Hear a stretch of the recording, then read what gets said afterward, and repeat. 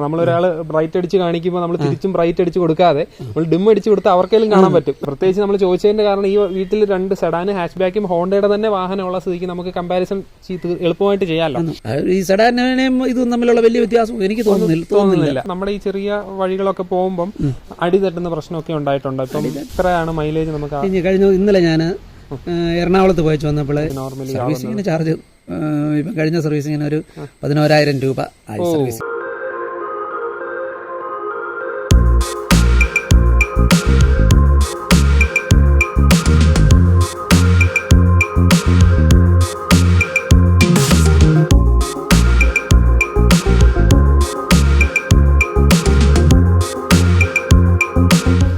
Hello friends, focus എഫിൻ്റെ ഏറ്റവും പുതിയ എപ്പിസോഡിലേക്ക് സ്വാഗതം. നമ്മൾ ഇന്ന് പലരും കമൻറ്റ് ചെയ്തതനുസരിച്ച് നമ്മൾ ഇന്ന് കൊണ്ടുവന്നിരിക്കുന്നത് ഹോണ്ടയുടെ ജാസ് എന്ന് പറയുന്ന വേരിയൻ്റ് ആണ്. ജാസ് എന്ന് പറയുന്നത് ഗ്ലോബലി ലോഞ്ച് ആയിട്ടുള്ള ഒരു വാഹനമാണ്. 2001 തന്നെ ജാസ് ഹോണ്ട ജപ്പാനിൽ ഇതിൻ്റെ പ്രൊഡക്ഷൻ ആരംഭിച്ച് സെയിൽസൊക്കെ തുടങ്ങിയിരുന്നു. ഇപ്പം നമ്മൾക്ക് ഇന്ത്യയിൽ കിട്ടിയത് 2007-2009 കണ്ടാണ് ഞാനത് താഴെ കൊടുത്തിരിക്കുക. ഓക്കെ, അപ്പം ആ സമയത്തോട്ടാണ് ഇന്ത്യയിൽ ഇത് അവൈലബിൾ ആയിട്ടുള്ളത്. ഇതിൻ്റെ ഫേസ് ലിഫ്റ്റ് എഡിഷൻസ് ഒക്കെ വേറെ ഗ്ലോബലി ലോഞ്ച് ആവുന്നുണ്ട്. നമുക്ക് ഇന്ത്യയിൽ അത് വരുന്നതേ ഉള്ളൂ. അപ്പം എങ്കിലും ജാസിന് ഒരുപാട് പ്രിയപ്പെട്ടവരാണുള്ളത്. ഹോണ്ടയെ ഇഷ്ടപ്പെടുന്ന അല്ലെങ്കിൽ ഹാച്ച് ബാക്ക് വാഹനങ്ങൾ ഇഷ്ടപ്പെടുന്ന ആളുകൾക്ക് നല്ലൊരു ഓപ്ഷനായിട്ടാണ് ജാസിനെ എല്ലാവരും കണക്കാക്കുന്നത്. അങ്ങനെ കുറേ ജാസ് നമുക്ക് റോഡുകളിലൊക്കെ കാണാനായിട്ട് സാധിക്കും. ഇത് മോഡിഫൈ ചെയ്തും അല്ലാതെയും വല്ല ഫാമിലി യൂസിനും എല്ലാം ജാസ് കൊണ്ട് നടക്കുന്നത് നമുക്ക് കാണാനായിട്ട് സാധിക്കും. ഒരു ഹോണ്ട സിറ്റിയുടെ ഒക്കെ ഒരു കംഫർട്ട് ഉണ്ടെന്നാണ് ഒക്കെയാണ് നമ്മൾ കേട്ടിട്ടുള്ളത്. യാത്രാസുഖമൊക്കെ നമുക്ക് അങ്ങനെയൊക്കെ ഉണ്ടെന്നാണ് കേട്ടിട്ടുള്ളത്. ഇനി നമുക്ക് ഇതിൻ്റെ മൈലേജും അതുപോലെ തന്നെ പ്രൈസ് അഫോർഡബിൾ ആണോ എന്നുള്ളതും ബാക്കി യാത്രാസുഖവും ബാക്കി എല്ലാ കാര്യങ്ങളും നമുക്ക് ഇതിൻ്റെ ഓണറോട് ഡയറക്റ്റ് ചോദിച്ചതിനെ നമുക്ക് വിശദമായിട്ട് നമ്മൾ മനസ്സിലാക്കാം. അപ്പോൾ നമുക്ക് ഓണറിനെ ഈ വീഡിയോയിലേക്ക് സ്വാഗതം ചെയ്യാം. അപ്പോൾ നമ്മുടെ ഓണർ ഇവിടെ എത്തിയിട്ടുണ്ട്. ജോസ് മാത്യൂസ് എന്നാണ് ഞങ്ങളുടെ പേര്. അദ്ദേഹം ഒരു സ്കൂൾ ഹെഡ് മാസ്റ്റർ ആയിരുന്നു. അപ്പം നമുക്ക് അദ്ദേഹത്തോട് ചോദിച്ച് നമുക്ക് ഈ വാഹനത്തിൻ്റെ എക്സ്പീരിയൻസ്, ഹോണ്ട ജാസ് യൂസ് ചെയ്തിട്ടുള്ളതിൻ്റെ എക്സ്പീരിയൻസ് നമുക്ക് ചോദിച്ച് മനസ്സിലാക്കാം. ഹായ്, അപ്പം എത്ര നാളായി ജാസ് സ്വന്തമാക്കിയിട്ട്? 2019 ഡിസംബറിലാണ്. 2019 ഡിസംബറിൽ. അപ്പം 2 വർഷം ആകുന്നു അല്ലേ? 2 വർഷം കഴിഞ്ഞു. 2 വർഷം കഴിഞ്ഞു, സോറി. ഓക്കെ, അപ്പം ഇത് സ്വന്തമാക്കിയത് എങ്ങനെയാണ് ജാസ് വരാൻ? നേരത്തെ ഉപയോഗിച്ചിരുന്ന വാഹനം ഏതായിരുന്നു? നേരത്തെ സാൻഡ്രോ ആയിരുന്നു. ഓക്കെ, അപ്പം മോന് അന്നൊരു ഒരു ബർത്ത്ഡേക്ക് പ്രസന്റ് ആയിട്ട്. മകൻ ബർത്ത്ഡേക്ക് പ്രസന്റ് കൊടുത്ത വാഹനമാണ് ഈ കിടക്കുന്നത്. ഓക്കെ, അപ്പം ഹോണ്ടയുടെ വണ്ടിയോടായിരുന്നു താല്പര്യം. അദ്ദേഹത്തിന്റെ മകന്റെ വാഹനം നമ്മൾ നേരത്തെ നമ്മുടെ ചാനലിൽ കൊണ്ടുവന്നിട്ടുണ്ട്. ഹോണ്ട സിറ്റി നമ്മൾ കൊണ്ടുവന്നിട്ടുണ്ട്. അപ്പോൾ ഒരു ഹോണ്ടയോട് താല്പര്യമുള്ള ഒരു ഫാമിലി ഞാൻ തോന്നുന്നു. അപ്പോൾ ഇത് നോക്കിയപ്പോൾ വേറെ വാഹനത്തിലോട്ട് വല്ല നോക്കിയായിരുന്നു? അതോ ഇല്ല, ഹോണ്ടയുടെ തന്നെ താല്പര്യം. ഓക്കെ, ഹോണ്ടയുടെ താല്പര്യമുള്ളതുകൊണ്ട് അത് തന്നെ മതി എന്ന് വിചാരിച്ചിട്ട് വന്നു അല്ലേ? ഓക്കെ, അപ്പൊ അങ്ങനെയാണ് ജാസിലോട്ട് വരുന്നത്. വേറെ വാഹനങ്ങളൊന്നും നോക്കാതെ ജാസ് തന്നെ എടുക്കണം, ഹോണ്ടയുടെ വാഹനം എടുക്കണം തന്നെ വെച്ച് ജാസിലോട്ട് വന്നു. ഓക്കെ, അപ്പം ഇതിപ്പോ എത്ര കിലോമീറ്റർ ഓടിച്ചിട്ടുണ്ട്? 11,100 കിലോമീറ്റർ ഓടിച്ചിട്ടുണ്ട്. 11,000 കിലോമീറ്റർ ഈ ഒരു 2 വർഷം കൊണ്ട് ഓടിച്ചിട്ടുണ്ട്. അപ്പം അതിന്റെ ഒരു എക്സ്പീരിയൻസ് നമുക്ക് അറിയണം. അപ്പം ഇതും കൊണ്ട് ലോങ് പോയിട്ടുണ്ടായിരുന്നോ? ലോങ് പോകുന്നതിനാണ് ഏറ്റവും നമുക്ക് നല്ലതായിട്ട് എനിക്ക് അനുഭവപ്പെട്ടത്. ലോങ് പോകുമ്പോൾ നല്ല കംഫർട്ടബിൾ ആണ്. ഉപയോഗിച്ച വണ്ടിയേക്കാൾ അല്പം കൂടെ കംഫർട്ടബിൾ ആയിട്ട് തോന്നുന്നു. ഓക്കെ, അപ്പം എന്താണ് അതിന്റെ ഒരു ഇപ്പം ഡ്രൈവറുടെ ആണോ കാര്യം പറഞ്ഞത്, അതോ ബാക്കി ഡ്രൈവിംഗ് സീറ്റിലാണ് നമ്മൾ ഇരിക്കുന്നത്. അപ്പൊ അത് വളരെ കംഫർട്ടബിൾ ആയിട്ട് തോന്നുന്നു. മുൻ ഡ്രൈവിംഗ് സീറ്റിലല്ലാതെ മുൻ സീറ്റിലിരിക്കുമ്പോഴും നല്ല അതേ എഫക്ട് തന്നെയാണ് തോന്നുന്നത്.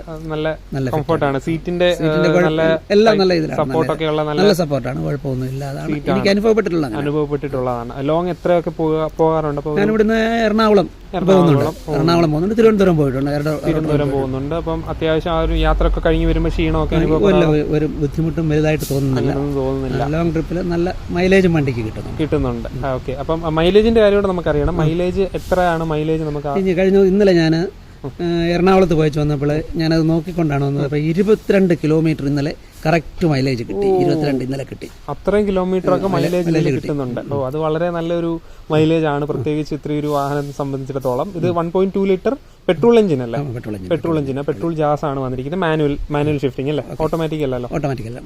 ഓക്കെ. അപ്പം അതിൽ 22 മൈലേജ് കിട്ടുന്നത് നല്ലൊരു മൈലേജ്. നോർമൽ സിറ്റി യൂസിലൊക്കെ സിറ്റി യൂസിലാണ് അത് കിട്ടിയത്. നമ്മുടെ നാടൻ ലോക്കൽ യൂസിൽ അത്രയും നമുക്ക് കിട്ടുന്നില്ല.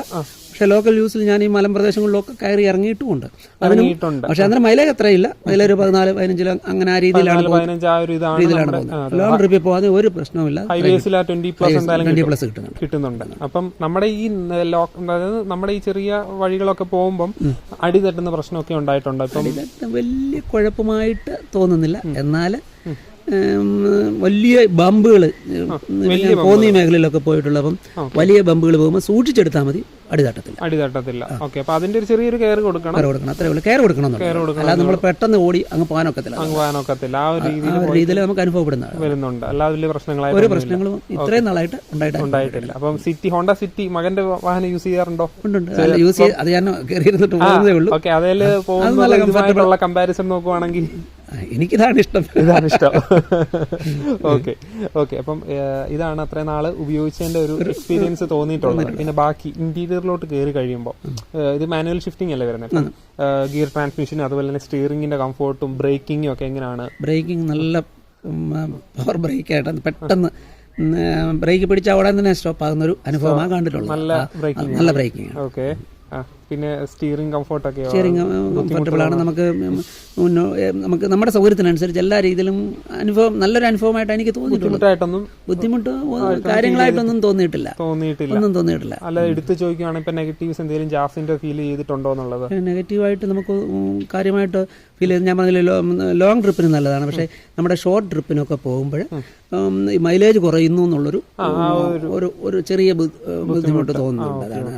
എന്നാലും ഞാനല്ലേ കോന്നി, തൂമ്പാക്കുളം, തണ്ണിത്തോട് ഈ മേഖലകളിലൊക്കെ ഞാൻ 2-3 പ്രാവശ്യം ഒന്ന് കയറി തേക്കോട് ആ ഭാഗത്തെല്ലാം കയറി ഇറങ്ങിയപ്പോഴും ഒരു പ്രശ്നവും നമുക്ക് ഉണ്ടായിട്ടില്ല. മൈലേജിന്റെ മാത്രമാണ് നമുക്കൊരു 14 കിലോമീറ്ററിലായിട്ട് ചുരുങ്ങിപ്പോയി. യാത്രാസുഖത്തിൽ ഒരു കുഴപ്പവുമില്ല, വണ്ടിക്ക് നല്ല ഒരു പ്രശ്നവുമില്ല, ഒരു കുഴപ്പമില്ല. ഓക്കെ, അപ്പം മൊത്തത്തിൽ വണ്ടി സാറ്റിസ്ഫൈഡ് ആണെന്നാണ് പറയുന്നത്. നല്ല സാറ്റിസ്ഫൈഡ്, റെക്കമെൻഡ് ചെയ്യാൻ പറ്റുന്ന ഒരു വാഹനമാണ്. തീർച്ചയായിട്ടും ഇതൊരു ഗ്ലോബൽ വാഹനമാണല്ലോ, ലോകമൊട്ടാകെ ഇറങ്ങുന്ന ഒരു വാഹനമാണ്. ഹൈവേയിലൊക്കെ പോകാൻ ഏറ്റവും നല്ല നമുക്ക് പിടിച്ചാൽ കിട്ടുന്ന വാഹനമാണ്. നല്ല ഇതാണ്.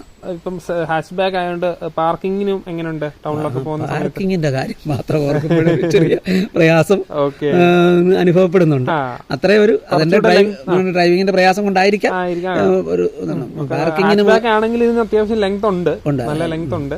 അപ്പം പിന്നെ ഡിക്കി സ്പേസിനെ പറ്റി ചോദിക്കാം. ഡിക്കി സ്പേസ് നല്ല ഇതാണ്, ഇഷ്ടം പോലെ സാധനങ്ങൾ നമുക്ക് കൊണ്ടുപോകാൻ പറ്റുന്നുണ്ട്, ഒരു ബുദ്ധിമുട്ടുമില്ല. നമുക്കത് ഒരു നല്ല രീതിയിലാണ് നമുക്ക് അതിന്റെ എല്ലാ അനുഭവപ്പെടുന്നത്. ഓക്കെ, പിന്നീട് അതുപോലെ തന്നെ AC-യുടെ നോക്കിയായിരുന്നു, എല്ലാം ഫെദർ ടച്ചും കാര്യങ്ങളാണ്, എല്ലാം സ്വിച്ചസ് അല്ലല്ലോ വരുന്നത്. അപ്പം ഫെദർ ടച്ച് ഒക്കെ യൂസ് ചെയ്യുമ്പോൾ എങ്ങനെയുണ്ട്? അത് യൂസ്ഡ് ആയോ? അങ്ങോട്ടായി വരുന്നതിനുള്ള അതിനെക്കുറിച്ച് ഒരു ബുദ്ധിമുട്ട് വ്യക്തമായ ഒരു അഭിപ്രായം പറയാൻ തക്കൊന്നും ഞാൻ ആയിട്ടില്ല. എന്നാലും കുഴപ്പമില്ല, നിർത്തി നോക്കി അങ്ങ് പോകുന്നുള്ളതേ ഉള്ളൂ. ഓക്കെ ഓക്കെ, അല്ലാതെ ബാക്കി ബ്ലൂടൂത്തും കാര്യങ്ങളൊക്കെ അങ്ങനെ ഉപയോഗിക്കാറുണ്ടോ? ഇല്ല, അങ്ങനെയുള്ള പേരിൽ അത്യാവശ്യ കാര്യങ്ങളെ നമ്മൾ വണ്ടിയുടെ ഉപയോഗിക്കാറുള്ളൂ. അപ്പം ആ രീതിയിൽ നോക്കി കഴിയുമ്പോൾ നല്ല കംഫർട്ടബിൾ ആയിട്ടാണ് എനിക്ക് തോന്നുന്നത്. ഓക്കെ, ഇനി ഇത് സർവീസിന് എവിടെയാണ് നമ്മൾ സർവീസ്? ഞാൻ ഇവിടെ ഹോണ്ടയുടെ കുമ്പഴ അടുത്തൊരു സർവീസ് അവിടെയാണ് കൊണ്ടുപോയിക്കൊണ്ടിരിക്കുന്നത്. അവർ നല്ല കുഴപ്പമില്ലാത്ത രീതിയിലുള്ള സർവീസിങ്. എത്ര സർവീസ് ആയിട്ടുണ്ടെന്ന് ഇപ്പോൾ? ഇപ്പം നോർമൽ സർവീസുകളെല്ലാം നടത്തിക്കൊണ്ടിരിക്കുന്നത്, കറക്റ്റ് സമയത്ത് തന്നെ സർവീസുകൾ നമ്മുടെ നടന്നുണ്ട്. അപ്പം അങ്ങനെയാണ് പോകുന്നത്. വലിയ സർവീസ് ചെയ്തില്ലേ പോലും കുഴപ്പമുള്ളതായിട്ട് എനിക്ക് തോന്നുന്നില്ല. പക്ഷെ നമ്മളത് ശരിയായിട്ട് ചെയ്യുന്നുണ്ട്. അധികം കിലോമീറ്റർ ഓടാത്തത് കൊണ്ട് അതിന്റെ ആവശ്യം ഉണ്ടെന്ന് എനിക്ക് തോന്നിയിട്ടില്ല. എത്ര എമൗണ്ട് ഒക്കെയാണ് സർവീസിങ്ങിന് നോർമലി? സർവീസിങ്ങിന് ചാർജ് ഇപ്പം കഴിഞ്ഞ സർവീസിങ്ങിന് ഒരു 11,000 രൂപ ആയി സർവീസിങ്ങിനായി. അതൊന്നും ഞാൻ അപ്പം ഈ ഒരു വർഷത്തിൽ ഉള്ള ഇതാണ്. അപ്പം ആ 11,000 കിലോമീറ്റർ ആയതിന്റെ ഇതാണെന്നാണ് അവർ പറഞ്ഞത്. പല ഇത് മാറേണ്ടി വന്നു, പലതെന്ന് പറഞ്ഞാൽ ഓയിൽ അതുകൊണ്ടുള്ള ചേഞ്ചുകളൊക്കെ വന്നു. കാര്യമില്ല, പക്ഷെങ്കിൽ അതിന്റെ ടൈം വെച്ച് മാറണമെന്നാണ് അവർ പറയുന്നത്. അതങ്ങ് ചെയ്തു. അതെല്ലാം അവർ പറയുന്ന പോലെ തന്നെ ചെയ്തു പോരുക. ഓക്കെ, അപ്പം മൊത്തത്തിൽ സാറ്റിസ്ഫൈഡ് ആയിട്ടുള്ള ഒരു ജാസിന്റെ കസ്റ്റമറെയാണ് നമ്മളിന്ന് പരിചയപ്പെട്ടത്. അദ്ദേഹത്തിന് വാഹനം വളരെയധികം ഇഷ്ടപ്പെട്ടു എന്നാണ് പറയുന്നത്. അപ്പം എങ്ങനെയുള്ളവർക്ക് വാഹനം സജസ്റ്റ് ചെയ്യുന്നു? എങ്ങനെ ഒരു ഫാമിലിക്ക് യൂസിനൊക്കെ പറ്റും? ഫാമിലി യൂസിന് വളരെ നല്ലതാണ്. പ്രത്യേകിച്ച് ലോങ് ട്രിപ്പ് പോകേണ്ടവർക്ക് ഏറ്റവും നല്ല ഇതാണ്. സിറ്റി റൈഡിനൊക്കെ നല്ല ഇതാണ്. ഒരു സെഡാൻ ഹാച്ച് ബാക്ക് ആഗ്രഹിക്കുന്നവർക്ക് ഏറ്റവും നല്ല വണ്ടി, നല്ലൊരു വണ്ടിയാണ്. ഈ സെഡാനും ഇതും തമ്മിലുള്ള വലിയ വ്യത്യാസം എനിക്ക് തോന്നുന്നില്ല. കുറച്ചുകൂടെ ഡിക്കി സ്പേസ് വരുന്നൊക്കെ ഉള്ളൂ, യാത്രാ സുഖമില്ല, അതുപോലെ എല്ലാം ഇതിന് ഡിക്കി നല്ലോണം ഉണ്ടെന്ന്, കുഴപ്പമില്ലാത്ത രീതിയിൽ നല്ല രീതിയിലുണ്ട്. എനിക്ക് താല്പര്യമായിട്ട് തോന്നിയിട്ടുള്ളത്. ഓക്കെ, പ്രത്യേകിച്ച് നമ്മൾ ചോദിച്ചതിന്റെ കാരണം ഈ വീട്ടിൽ 2 സെഡാൻ ഹാച്ച് ബാക്കും ഹോണ്ടയുടെ തന്നെ വാഹനമുള്ള സ്ഥിതിക്ക് നമുക്ക് കമ്പാരിസൺ എളുപ്പമായിട്ട് ചെയ്യാമല്ലോ. അപ്പോൾ അത് വെച്ച് നോക്കുമ്പോഴും വലിയ വ്യത്യാസമൊന്നും തോന്നുന്നില്ല. പിന്നെ സിറ്റിയെക്കാട്ടി നമുക്ക് ഇച്ചിരൂടെ ഈ റോഡ് ക്ലിയറൻസ് ഇച്ചിരൂടെ കൂടുതൽ ഇതിനാണ്. സിറ്റിയെക്കാട്ടി കൂടുതൽ ക്ലിയറൻസ് ഉണ്ട്. വലിയ കാര്യമാണ്. ഓക്കെ, പിന്നെ എത്രയാണ് ഇതിന് ഓൺ റോഡ് പ്രൈസ് അന്ന് എടുത്തപ്പോൾ വന്നത്? അന്ന് എടുത്തപ്പോൾ 9 ഒരല്പം കൂടെ ആയതേ ഉള്ളൂ. ആ റേഞ്ച് ആണ് വന്നിരിക്കുന്നത് അല്ലേ? ഓക്കെ. അപ്പം പിന്നീട് ലൈറ്റിന്റെ വിസിബിലിറ്റി ഒക്കെ ചോദിക്കും. ഇപ്പം നീ ഫോറസ്റ്റ് ഏരിയ ഒക്കെ പോയെന്നല്ലേ പറഞ്ഞു, അപ്പൊ അവിടെയൊക്കെ ലൈറ്റ് ഇട്ട് പോകേണ്ടി രാത്രി സമയത്ത് വിസിബിലിറ്റി ഒക്കെ. പിന്നെ ഈ ലോങ്ങിന് ഈ മറ്റേതിന്റെ ഈ ലോങ് മറ്റുള്ളവർക്ക് എനിക്ക് തോന്നുന്നില്ല, മറ്റേ വാഹനങ്ങൾക്ക് അത്രയും ദോഷം ചെയ്യാത്ത രീതിയിലുള്ള ലോങ് ആണെന്ന് എനിക്ക് തോന്നുന്നത്. കുഴപ്പമില്ലാത്ത ബ്രൈറ്റ് അടിക്കുമ്പോൾ വലിയ കുഴപ്പമില്ലാത്ത രീതിയിലാണ് അനുഭവമായിട്ട് എനിക്ക് കണ്ടിട്ടുള്ളത്.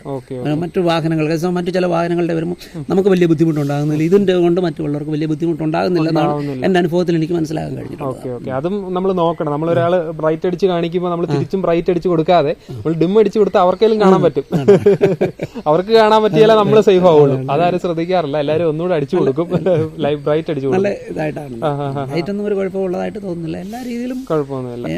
എന്റെ അനുഭവത്തിൽ പൊതുവിൽ നല്ലൊരു റെക്കമെൻഡ് ചെയ്യാൻ പറ്റുന്നൊരു സജസ്റ്റ് ചെയ്യും. 9 ലക്ഷം രൂപയുടെ ഒരു ബഡ്ജറ്റിൽ 9-10 ആയാലും ഇപ്പം എന്തായാലും കൂടിയിട്ടുണ്ടായിരിക്കും. എന്നാലും കുഴപ്പമില്ലാത്തൊരു വാഹനം. ഇപ്പൊ സാധാരണ വാഹനങ്ങൾ ഏറ്റവും കുറഞ്ഞ വാഹനം എന്ന് പറഞ്ഞാൽ 5 ലക്ഷത്തിന് മുകളിലല്ലേ വരുന്നത്. അതെ.